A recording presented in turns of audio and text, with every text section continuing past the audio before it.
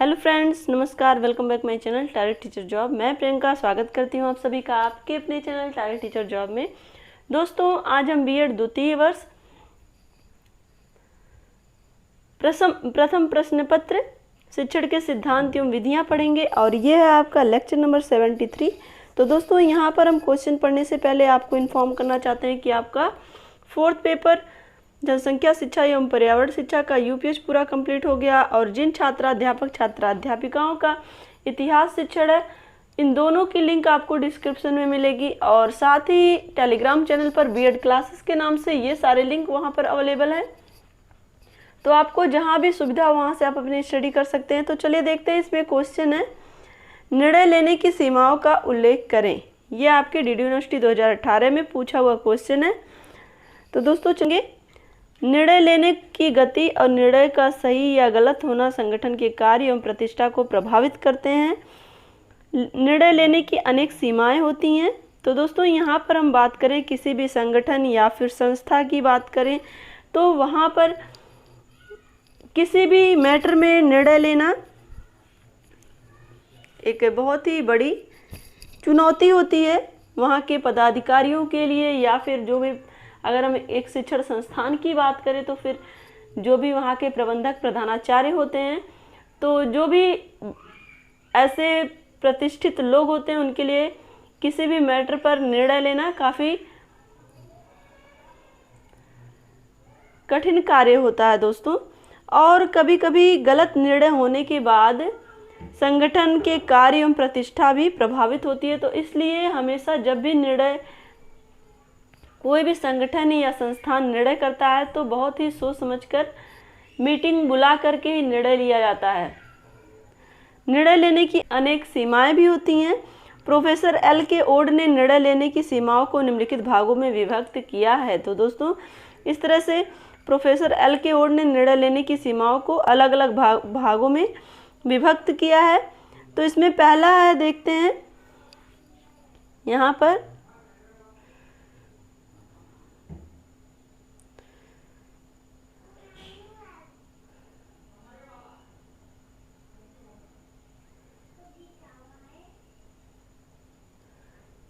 पहला है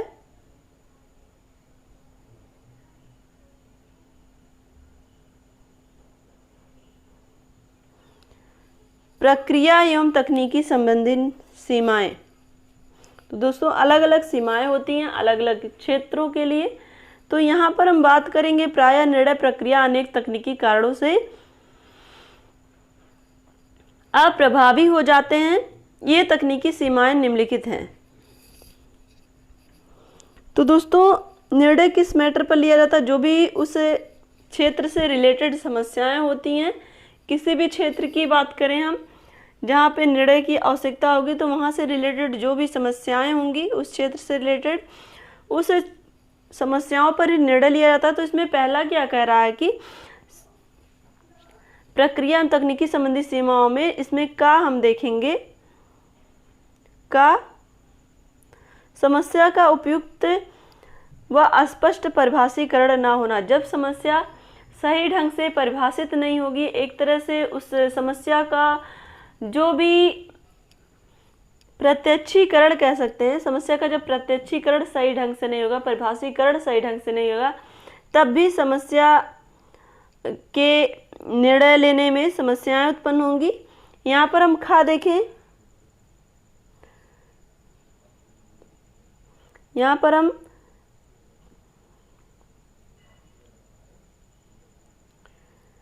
का देख चुके हैं, खा देखते हैं। समस्या के संबंध में निर्णय लेने से पूर्व समुचित तथा विश्वसनीय तथ्यों का अभाव। तो दोस्तों, यहाँ पर इसकी सीमाओं में अगर हम देखें, किसी भी समस्या के निर्णय लेने से पूर्व अगर उसके समुचित और विश्वसनीय तथ्य नहीं है तो कहीं ना कहीं जब तक उस समस्या के निराकरण के लिए कोई समुचित या विश्वसनीय तथ्य नहीं होते हैं तो उसमें निर्णय लेना काफ़ी कठिन हो जाता है। अब हम देखते हैं नंबर 3 पर, गा यानी कि निर्णयकर्ता को निर्णय तकनीकी के ज्ञान का अभाव। अगर जो भी निर्णय करता है वो किसी भी पद पर आसीन हो, अगर उसे निर्णय लेना है और उस समस्या के संदर्भ में उसे बिल्कुल ज्ञान नहीं है, तो उस समय भी उससे निर्णय लेने में कठिनाई होगी, कहीं ना कहीं उसके अंदर जो ज्ञान का अभाव है उस वजह से वो उस समस्या के समाधान के लिए निर्णय नहीं ले सकता है। अब हम देखते हैं इसमें घा पर है, निर्णय के क्रियान्वयन के लिए निर्णयकर्ता को आवश्यक कारणों को स्पष्टता का ज्ञान ना होना। तो दोस्तों जब एक जो निर्णयकर्ता होता है अगर उसे तकनीकी ज्ञान नहीं है, या फिर हम कह सकते हैं यहाँ पर उससे संबंधित जो आवश्यक कारण हैं जिसको स्पष्ट करने के बाद ही वो निर्णय ले सकता है, अगर उसे उससे समस्या का कारण भी नहीं पता है तब भी वो निर्णय नहीं कर सकता है। तो एक तरह से समस्या का जो कारण है उस ज्ञान के अभाव में भी जो निर्णय करता है वो निर्णय नहीं कर पाएगा। यहाँ पर हम देखें अंगा, निर्णय प्रभाव का समुचित मूल्यांकन न होना। तो दोस्तों अगर जो निर्णय करता है उसे समस्या का समाधान होने के लिए जो निर्णय लेना है उस निर्णय से क्या प्रभाव होगा, एक तरह से वो प्रत्यक्ष रूप से ये समझ नहीं पा रहा है कि निर्णय से जो समस्या है वो किस हद तक दूर होगी, तो इस वजह से भी वो कहीं ना कहीं निर्णय लेने में असमर्थ होगा। यहाँ पर देखिए च, निर्णय लेने में देरी होना। निर्णय लेने में देरी होना का क्या सेंस है, जब एक निर्णयकर्ता समस्या से संबंधित जो भी निर्णय लेना उसके कारणों के विषय में उसे ज्ञान नहीं है, या फिर तकनीकी ज्ञान नहीं है, या फिर हम कहें जो निर्णय का प्रभाव होगा उसका भी उसे पूरी तरह से कोई अनुमान नहीं है, तो कहीं ना कहीं उसे इन सब चीज़ों को समझने में देरी होगी और इस वजह से भी निर्णय लेने में वो अपने आप को असमर्थ पाएगा। तो यहाँ तक हमने देखा प्रक्रिया और तकनीकी संबंधी सीमाएं। अब हम देखते हैं नंबर 2 पर संगठन या प्रशासन संबंधी सीमाएं। तो दोस्तों संगठन जो अलग अलग समस्याओं के निराकरण के लिए या फिर हम कह सकते हैं अलग अलग क्षेत्रों के संदर्भ में संगठन बनाए जाते हैं, तो वो प्रशासन से संबंधित होते हैं और उनकी कुछ सीमाएं होती हैं। तो इनकी निम्नलिखित सीमाएं होती हैं, इसमें हम क्या देखते हैं। तो दोस्तों यहाँ पर हम प्रशासन संबंधी सीमाओं में देखेंगे कि जिसे जो भी निर्णय लेने के लिए समर्थ है, एक तरह से जिस आधिकारिक क्षेत्र में समस्या आती है जिसके समाधान के लिए निर्णय लेना है, अगर उस अधिकारी को अपने अधिकारों का ज्ञान नहीं है, एक तरह से वो उसके अंदर अनिश्चितता है, तो कहीं ना कहीं वो निर्णय लेने में अपने आप को असमर्थ पाएगा, उसे अपने अधिकार क्षेत्र का ज्ञान ना होने की वजह से भी। तो क्या हो चुका है, खा देखते हैं इसमें विभिन्न अधिकृतियों के मध्य उचित संप्रेषण का अभाव। तो दोस्तों यहाँ पर हम बात करें अलग अलग क्षेत्रों में समस्याओं के समाधान के लिए अलग अलग पदाधिकारी होते हैं। कभी कभी ऐसा होता है कि जब अलग अलग क्षेत्रों के पदाधिकारियों के मध्य कोई आपसी संप्रेषण नहीं होता है, तो वहाँ के जो समस्याएं होती हैं वो कहीं ना कहीं आपसी मतभेद की वजह से या फिर कह सकते हैं हम संप्रेषण के अभाव की वजह से भी वो जो समस्याएं होती हैं वो समस्याओं के समाधान के लिए निर्णय नहीं हो पाता है। यहाँ पर हम गा देखते हैं निर्णय को नियमित एवं समुचित मूल्यांकन का अभाव। तो दोस्तों जो भी नियमित समस्याएं होती हैं उसमें उन समस्याओं के लिए कोई मूल्यांकन नहीं होता है कि किस तरह से समस्याओं का निराकरण होगा और निराकरण के लिए किन किन बिंदुओं पर ध्यान देना होगा। तो इस तरह से उनका मूल्यांकन ना किए जाने की वजह से भी निर्णय लेने में कहीं ना कहीं रुकावटें आती हैं। तो एक तरह से समुचित मूल्यांकन का अभाव, जहाँ पर किसी भी समस्या के समाधान के लिए जो भी निराकरण है, जो भी साधन उपलब्ध हैं, उनमें मूल्यांकन ना होने की वजह से भी निर्णय लेने में काफ़ी कठिनाई होती है। यहाँ पर हम देखेंगे घा निर्णय को क्रियान्वित करने वाले अधिकारी की उपेक्षा। तो दोस्तों जब किसी भी समस्या का जो क्षेत्र होता है उस क्षेत्र के जो भी उससे संबंधित अधिकारी होते हैं, अगर उस अधिकारी की उपेक्षा की जाती है तो कहीं ना कहीं वो अधिकारी अपने कार्यों को सही ढंग से नहीं कर पाता है। तो इस वजह से भी वो अधिकारी निर्णय लेने में असमर्थ होता है कि जब उसके कार्यों की वैल्यू नहीं होती है तो कहीं ना कहीं वो अपनी उपेक्षा की वजह से उस कार्य को नहीं करता है और वहाँ के उस क्षेत्र की समस्याएं बनी रहती हैं और उन समस्याओं को निर्णय लेने के लिए अधिकारी तैयार नहीं होते हैं, क्योंकि उनके कार्यों की कोई वैल्यू नहीं होती है, उनकी अपनी उपेक्षा की जाती है।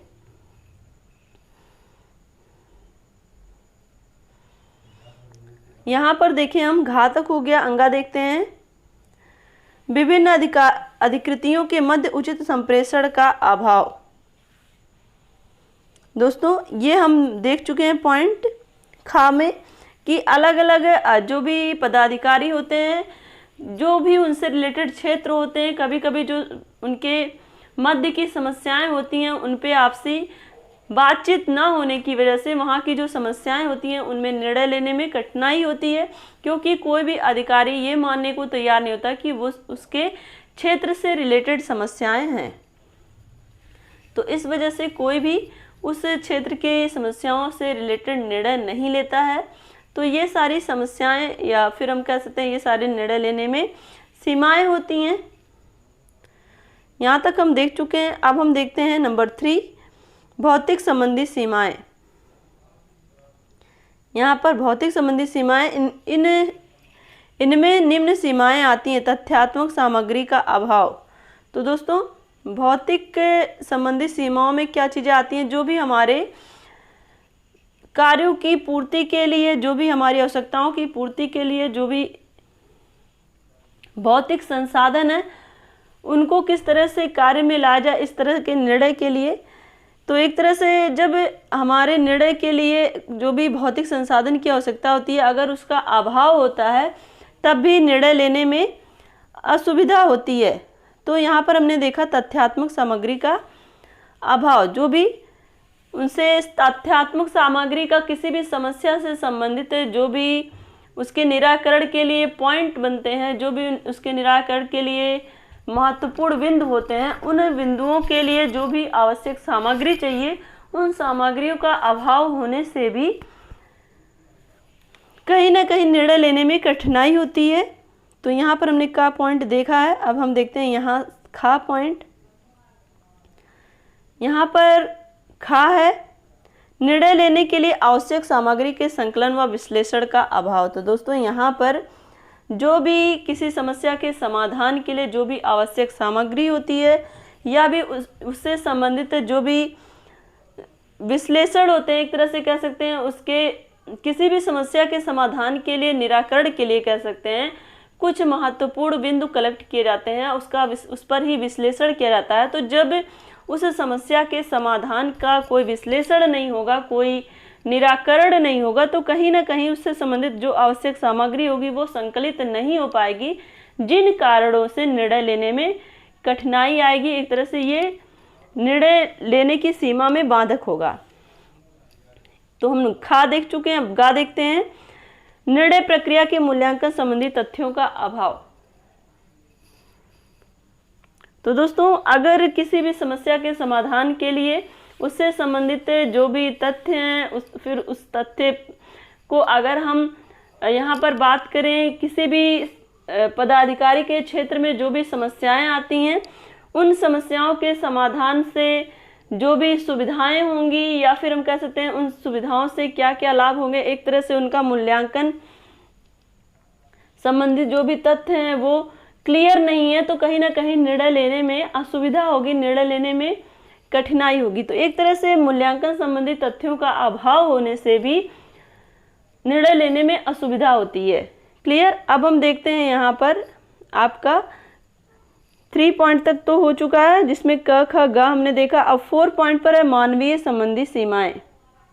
यहाँ पर हम देखेंगे मानवीय संबंधी सीमाएं। इसके पहले हमने क्या क्या देखा है?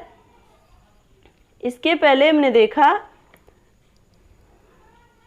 पहले में था प्रक्रिया एवं तकनीकी संबंधी सीमाएं, दूसरे में था संगठन या प्रशासन संबंधी सीमाएं, तीसरे में था भौतिक संबंधी सीमाएं। अब लास्ट है आपका मानवीय संबंधी सीमाएं। तो मानवीय संबंधी सीमाएं के अंतर्गत क्या क्या आता है देखते हैं। इसमें है आपका बाह्य दबाव के कारण पक्षपातपूर्ण निर्णय किया जाना। तो दोस्तों मानवीय संबंधी क्या क्या समस्याएं आती हैं इसमें, कभी कभी जो पदाधिकारी होते हैं उनके ऊपर जो भी अधिकारी होते हैं या फिर हम कह सकते हैं कुछ बाहरी तत्व जिन्हें हम कह सकते हैं, उनके दबाव की वजह से भी पक्षपातपूर्ण निर्णय किए जाते हैं। तो कहीं ना कहीं एक तरह से ये निर्णय लेने की सीमा में बाधक होते हैं, जहां पर वो पदाधिकारी अपने अधिकारों का पूर्ण प्रयोग नहीं, एक तरह से पूर्ण प्रयोग नहीं कर पाता है और वो पक्षपातपूर्ण निर्णय करता है। तो दोस्तों कहीं ना कहीं इस तरह की जो पक्षपातपूर्ण निर्णय होते हैं वो कभी कभी पदाधिकारी अपने भी उच्च अधिकारी के दबाव में आकर लेते हैं या फिर किसी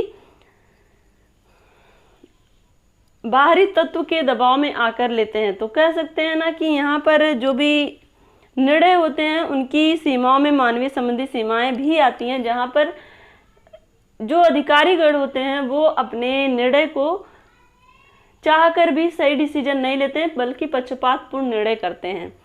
तो यहाँ पर हमने का देखा, अब हम देखेंगे ख, व्यक्तिगत रुझान के कारण सही निर्णय का ना लिया जाना।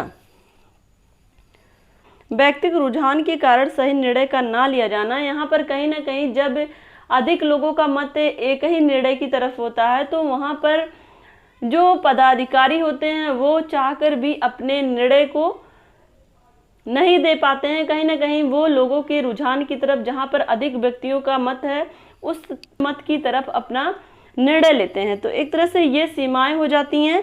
अब हम देखते हैं गा पर, व्यक्तिक स्वार्थ के कारण निष्पक्ष निर्णय ना लिया जाना। दोस्तों कभी कभी वहाँ पर जो भी किसी भी समस्या से संबंधित निर्णय होते हैं वो व्यक्तिगत स्वार्थ या व्यक्तिगत हित को ध्यान में रखकर भी वहाँ सही निर्णय नहीं लिया जाता है। तो ये सारे सीमाएं होती हैं जो मानवीय संबंधी सीमाएं होती हैं, जिसमें हमने देखा था बाह्य दबाव के कारण पक्षपातपूर्ण निर्णय किया जाना और दूसरे में था व्यक्तिगत रुझान के कारण सही निर्णय का ना लिया जाना। व्यक्तिगत रुझान यहाँ पर हम देखें, जो व्यक्तिगत रुझान से संबंधित है कि जो भी किसी अधिकारी के अधिकार क्षेत्रों से संबंधित जो भी समस्याएं होती हैं, उन समस्याओं के समाधान के लिए जो निर्णय लिए जाते हैं वो उनके अपने ज्ञान की वजह से, या एक तरह से कह सकते हैं जिस समस्या में वो व्यक्तिगत रूप से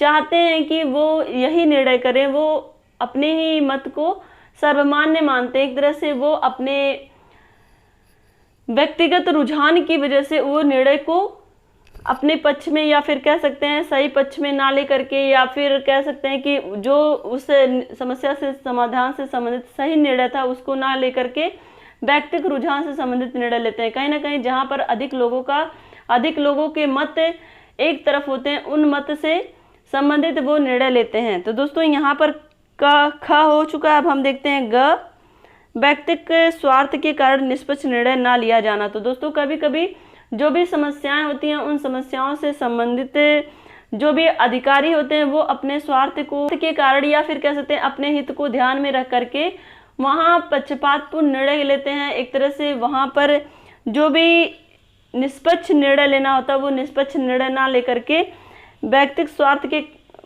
कारण निर्णय लेते हैं। तो दोस्तों इस तरह से हमने देखा कि जो निर्णय है उनकी कुछ सीमाएं होती हैं और उन सीमाओं में रहकर ही जो उनसे संबंधित व्यक्ति होते हैं, जो उनसे संबंधित अधिकारीगण होते हैं, वो निर्णय करते हैं। तो दोस्तों और अगर बात करें हम किस संस्था की बात करें, अगर हम तो शिक्षण संस्था में जो भी प्रबंधक होते हैं, प्रधानाचार्य होते हैं, वो उस समस्या से संबंधित निर्णय लेते हैं। तो दोस्तों इस तरह से हमने देखा कि जो भी अलग अलग क्षेत्र होते हैं उनसे संबंधित जो अलग अलग समस्याएं होती हैं, उन समस्याओं के लिए कुछ निर्णय लेने के लिए कुछ सीमाएं निर्धारित होती हैं और उन सीमाओं में रहकर ही लोग निर्णय करते हैं। तो आशा करती हूँ कि ये वीडियो आपको अच्छा लगा होगा। अगर अच्छा लगा होगा तो एक लाइक करिएगा, अपने दोस्तों के साथ शेयर करिएगा। अगर आप चैनल पर नए हैं तो प्लीज़ चैनल को सब्सक्राइब करके बेल आइकन बटन को जरूर प्रेस कर लीजिएगा, जिससे हमारे सभी वीडियोज की नोटिफिकेशन आपको मिल सके।